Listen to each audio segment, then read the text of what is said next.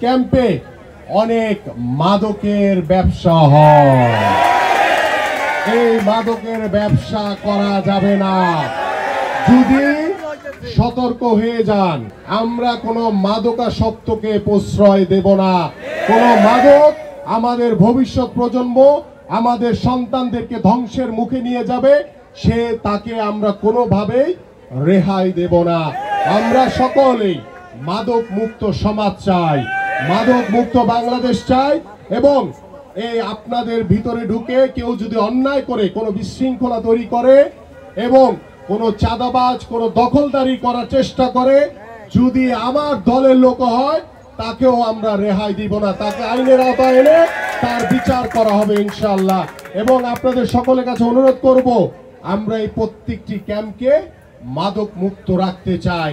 কারণ আমাদের কাছে বিভিন্ন ইনফরমেশন রয়েছে, প্রশাসনের কাছে বিভিন্ন ইনফরমেশন রয়েছে যে এখানে বিভিন্ন জায়গায় মাদক সেবন এবং মাদক বিক্রি করা হয়। এই জন্য আপনারা সাবধান হয়ে যান, সতর্ক হয়ে যান। আমরা আমাদের এই পল্লবী রূপনগর এবং টোটাল এলাকাকে মাদক মুক্ত এলাকা হিসেবে ঘোষণা করতে চাই।